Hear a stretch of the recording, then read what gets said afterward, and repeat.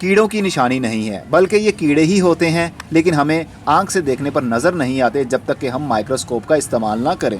अगर आप घरों में ऑर्गेनिक सब्जियां उगाना चाहते हैं तो फिर आपको ऑर्गेनिक खाद भी तो देनी पड़ेगी। ऑर्गेनिक खाद में गाय का गोबर सबसे ज़बरदस्त खाद है, लेकिन गाय के गोबर को इस्तेमाल करने का तरीका आना चाहिए। बैक्टीरिया क्या चीज़ है, फंगस क्या है और EM1 माइक्रो ऑर्गेनिज्म क्या चीज़ है, आज की वीडियो में बात करते हैं। इस वीडियो में कंप्लीट आपको गाइड करूंगा कि आपने ये फर्टिलाइजर मेकिंग बैक्टीरिया जो मेरे हाथ में है इसको कैसे इस्तेमाल करना है। आपने सिर्फ लाइफ में एक मरतबा आपने खरीदना है और लाइफ भर के लिए बार बार इसको इस्तेमाल करते रहना है। वो कैसे करेंगे, चलिए वो सीखते हैं। सबसे पहले बता दूं कि दुनिया में फंगस और बैक्टीरिया 4 किस्म के हैं। कुछ अच्छे फंगस हैं जिसको बेनिफिशियल फंगाई कहते हैं और कुछ बेनिफिशियल बैक्टीरियाज भी होते हैं। और कुछ फंगस हमारे लिए हार्मफुल होता है, बुरा होता है, नुकसान देता है। और कुछ बैक्टीरियाज भी ऐसे होते हैं जो हमारे लिए, पौधों के लिए, जानवरों के लिए अच्छे नहीं माने जाते, वो नुकसान करते हैं। लेकिन इस बोतल के अंदर बेनिफिशियल फंगाई और बेनिफिशियल बैक्टीरियाज भरे हुए हैं जो कि पौधों के लिए, मिट्टी के लिए बहुत अच्छी चीज़ है। अगर आप किचन गार्डनिंग करते हैं, सब्जियां लगाते हैं तो फिर ये ऑर्गेनिक मैटर आपके बहुत काम आएगा। ये 120 ml की बोतल है, हमारी वेबसाइट के ऊपर भी मौजूद है, लिंक नीचे डिस्क्रिप्शन बॉक्स में मौजूद है। अगर आपको वेबसाइट से ऑर्डर नहीं करना आता तो व्हाट्सएप नंबर भी है, आप इस पर भी कॉन्टैक्ट करके ये मंगवा सकते हैं। इस छोटी सी बोतल के अंदर है क्या चीज़? असल में ये EM1 है, मतलब इफेक्टिव माइक्रो ऑर्गेनिज्म स्टेज 1। इसके अंदर वो लिक्विड मौजूद है जिसके अंदर बेनिफिशियल फंगाई यानी फंगस और बेनिफिशियल बैक्टीरियाज भी हैं। इस लिक्विड के अंदर microbial antagonist, lactic acid bacteria, yeast bacteria, फ्रेस्टिंग फंगाई और फोटोसिंथेटिक बैक्टीरिया है। यानी इसके अंदर अच्छे बैक्टीरियाज और अच्छा फंगस भी है। फंगस चीज़ों को डिकम्पोज करने में काम आता है और अच्छा बैक्टीरिया खाना बनाकर पौधों की जड़ों को देता है। इसके ऊपर 2 साल से मेरा एक्सपेरिमेंट चल रहा था। लास्ट ईयर ही मैं कामयाब हो गया था जब मैंने इसको टमाटर के पौधों के ऊपर अप्लाई किया। मैंने वीडियो भी बनाई थी, फार्म हाउस पर आपने देखा था। इवन के गर्मी के दिन थे लेकिन टमाटर इतने ज़्यादा थे कि हमने 4 लोगों में वो बांटे। 2 शॉपर बड़े बड़े मैंने लिए, 2 मेरे दोस्तों ने लिए। और पौधे कितने थे? तकरीबन 6 से 7 या 10 पौधे होंगे, और वो भी थोड़ी सी जगह पर हमने लगाए थे। तस्वीर में आप अंदाज़ा लगा सकते हैं। तो इस बोतल के अंदर nitrogen, phosphorus, potassium, copper, calcium, iron, zinc और मैग्नीज बनाने वाला बैक्टीरिया मौजूद है। लेकिन फॉस्फोरस बनाने वाले 2 बैक्टीरिया जिसके अंदर ऐड हैं, जो कि बहुत तेज़ी के साथ फॉस्फोरस बनाते हैं। पौधों के लिए ज़्यादा तौर पर इन्हीं चीज़ों की ज़रूरत होती है। इसको आप मल्टीप्लाई कैसे करेंगे, इस्तेमाल कैसे करेंगे? आपने एक मरतबा ये वाली बोतल हमसे ले ली। ये है EM1 यानी इफेक्टिव माइक्रो ऑर्गेनिज्म स्टेज 1। आपने इस तरह की एक स्टेज 1 अपने पास बनाकर स्टोर रखनी है हर टाइम। जब भी आपको ज़रूरत पड़े उसका मदर कल्चर लीजिए और उसका इस्तेमाल करके मल्टीप्लाई कर सकते हैं। सबसे पहले आपने करना क्या है, ये 120 ml की बोतल है। आपने 10 लीटर पानी लेना है, 1 किलो देसी गुड़ लेना है। जो काला काला सा, गंदा गंदा सा दिखे वो सबसे अच्छा होगा।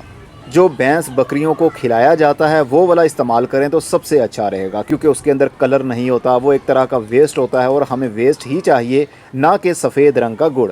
सफ़ेद रंग के गुड़ के अंदर केमिकल्स भी होते हैं, सोडा भी ऐड किया होता है जिसकी वजह से थोड़ी सी वाइटनेस आ जाए, खूबसूरत दिखे गुड़। लेकिन हमें सफ़ेदी या खूबसूरती नहीं चाहिए, हमें काला काला सा, गंदा गंदा सा गुड़ ही चाहिए, जो कि माइक्रो ऑर्गेनिज्म को डिवाइड करने के लिए उनका खाना है। थोड़ा सा हमें बेसन चाहिए, 1 मुट्ठी ले लीजिए, 1 पाव ले लीजिए, आधा किलो ले लीजिए, रेशियो का कोई फ़र्क नहीं पड़ेगा। भले तो 1 पाव या आधा पाव भी आप बेसन ले सकते हैं, लेकिन दाल का बेसन लीजिएगा, जो चने की दाल होती है उसका बेसन। उसके अंदर विटामिन्स, मिनरल्स, प्रोटीन्स बहुत कुछ होता है जो कि बैक्टीरियाज की खुराक है। पहले हमने असल में इसको मल्टीप्लाई करके इस तरह का EM1 अपने पास बनाकर स्टोर रखना है, ताकि जब भी हम खाद बनाएं तो EM अपने घर से निकालें और उसकी खाद बनाएं। यानी इस तरह की एक फ़ोटोकॉपी आपने कर लेनी है। कभी भी इस तरह का EM1 आपके पास ख़त्म नहीं होना चाहिए। पहले तो आपने EM1 बनाना है, जैसा कि मैंने चीज़ें बताई आपको, और ये तकरीबन 7 दिन के अंदर अंदर बिल्कुल रेडी हो जाता है। होगा क्या, जब आप 10 लीटर पानी के अंदर 1 किलो गुड़ और आधा पाव या 1 पाव चने की दाल का बेसन मिक्स कर लेंगे तो उसके बाद आपने 120 ml वाली ये वाली बोतल उस पानी में डाल देनी है और उसको डंडे से हिला देना है। याद रखिएगा, लोहे का ड्रम या लोहे का बर्तन इस्तेमाल नहीं करना है, सिर्फ़ और सिर्फ प्लास्टिक ही आपने इस्तेमाल करना है। और डंडा लोहे का नहीं बल्कि लकड़ी का होना चाहिए जिससे आपने हिलाना है उसको। अभी मैं आपको बताता भी हूँ कैसे करना है। तो हलाने के बाद में उसको एयर टाइट करके रख दीजिए शेडी एरिया में, जहाँ पर पौधों की छांव हो। धूप में नहीं रखना, कमरे में किसी भी जगह पर रख सकते हैं। ये नुकसानदेह चीज़ नहीं है, बिल्कुल ऑर्गेनिक है। ये लैब में कलेक्ट किए हुए बैक्टीरियाज एंड फंगाई है, देसी तरीके से इकट्ठे किए हुए बैक्टीरियाज नहीं है। इसका कोई भी नुकसान भी नहीं होगा। इवन हमारे हाथों को भी लग जाए, इवन हमारे मुंह के ऊपर इसका स्प्रे भी हो जाए, तब भी कुछ प्रॉब्लम नहीं होगी। लैक्टिक एसिड बैक्टीरिया एक ऐसा बैक्टीरिया है जो कि नुकसान नहीं करता बल्कि फ़ायदेमंद है। सुबह सुबह जब सूरज की किरणें निकल रही होती हैं तो पौधों के पत्तों के ऊपर लैक्टिक एसिड बैक्टीरिया खुराक बनाकर पत्तों को दे रहा होता है, लेकिन हमें जो वो चीज़ नज़र नहीं आती जब तक कि हम उसका लैब टेस्ट ना करवा लें। जब उसको माइक्रोस्कोप में देखा जाए तभी हमें इन चीज़ों का पता चलता है। ये कुदरत ने वो चीज़ें बनाई हैं जो हमारी आंखों से थोड़ी ओझल हैं, जब तक कि हम माइक्रोस्कोप का इस्तेमाल ना करें।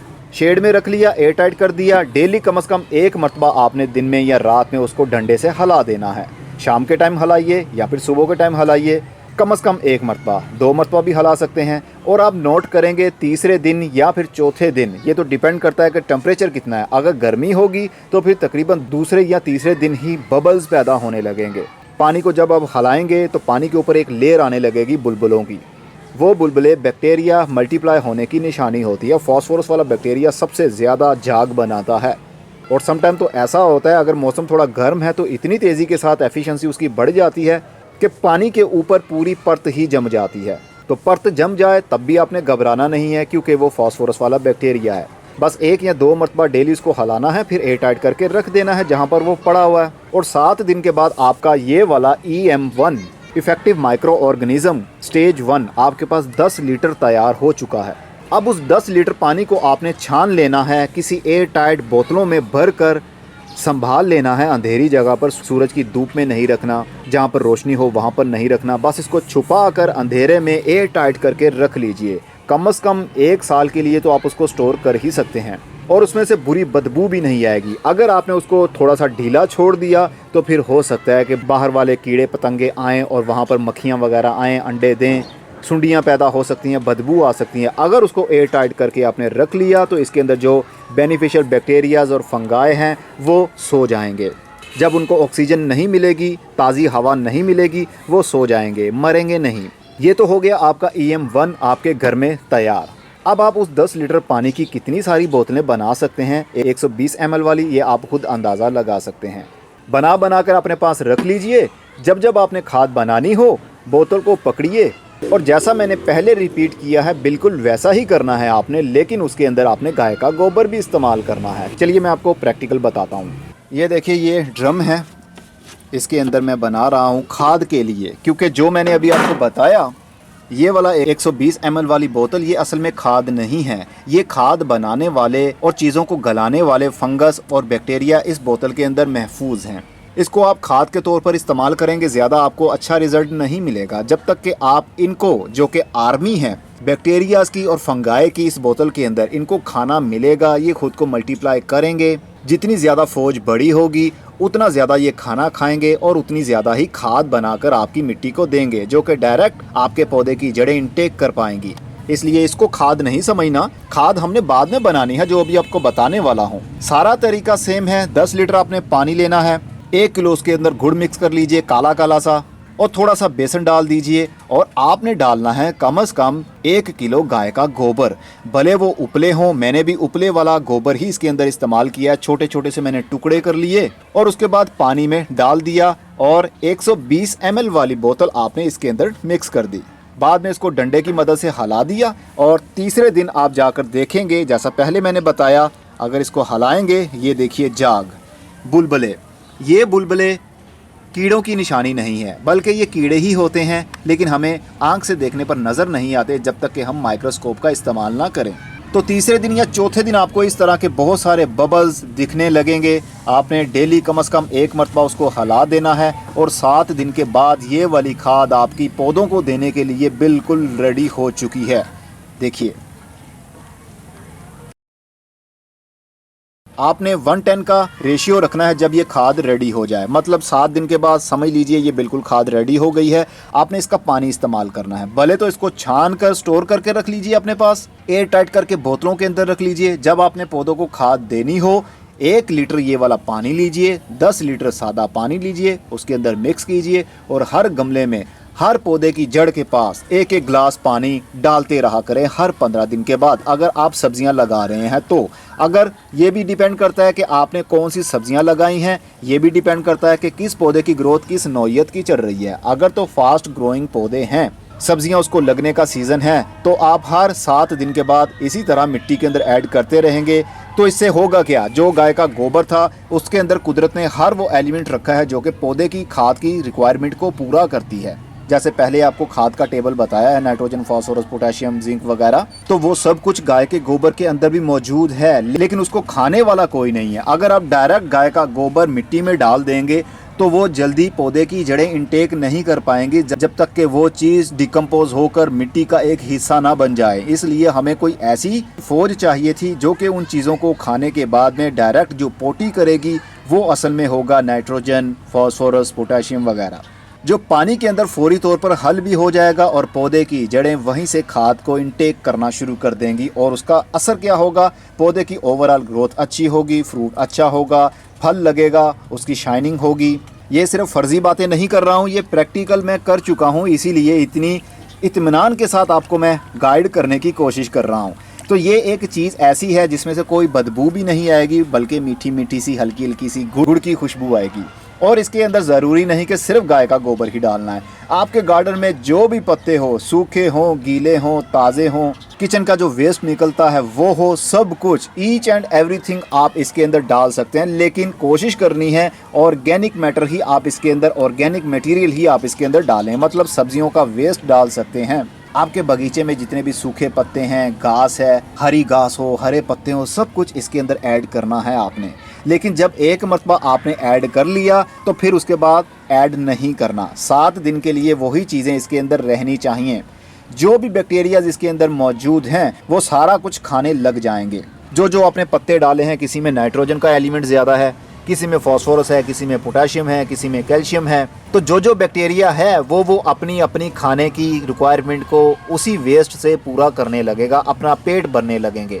जब उनका पेट भर जाएगा इंसानों की तरह, तो वो क्या करेंगे, पोटी करेंगे, और वही पोटी होगी नाइट्रोजन, फास्फोरस, पोटेशियम। आप समझ रहे हैं ना, मैं पूरी डिटेल के साथ आपको समझाने की कोशिश कर रहा हूँ ताकि कुछ भी मिस ना हो जाए। बस इसी तरह आपने फर्टिलाइज़र मेकिंग बैक्टीरिया को इस्तेमाल करते रहना है, ये कभी भी ख़त्म नहीं होगा। बस आपने EM1 कभी ख़त्म नहीं होने देना।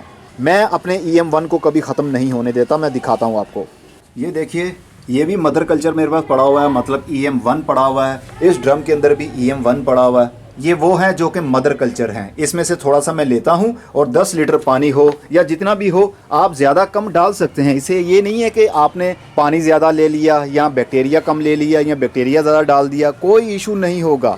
आप इवन के 10 लीटर पानी के अंदर 120 ml वाली कितनी सारी बोतलें डाल सकते हैं। इवन के 1 लीटर भी आप इसके अंदर बैक्टीरिया ऐड कर सकते हैं, उससे नुकसान नहीं होगा। बस जितना ज़्यादा आप बैक्टीरिया ऐड करेंगे उतना ज़्यादा वो मल्टीप्लाई होगा, उतना ज़्यादा वो अपनी तादाद को बढ़ाएंगे। तो जितने ज़्यादा बैक्टीरियाज की कॉलोनीज होंगी उनको उतनी ही ज़्यादा भूख लगेगी, उतना ज़्यादा खाना खाएंगे। जितना ज़्यादा वो खाना खाएंगे उतना ज़्यादा ही वो खाद बनाएंगे। सिंपल सा फंडा है जनाब, कोई रॉकेट साइंस नहीं है इसके अंदर। बस जल्दी से ऑर्डर कर लीजिए। वेबसाइट का लिंक भी नीचे डिस्क्रिप्शन बॉक्स में मौजूद है। अगर आपको ऑर्डर नहीं करना आता तो व्हाट्सअप नंबर भी है, वहाँ पर आप डायरेक्ट ऑर्डर कर सकते हैं।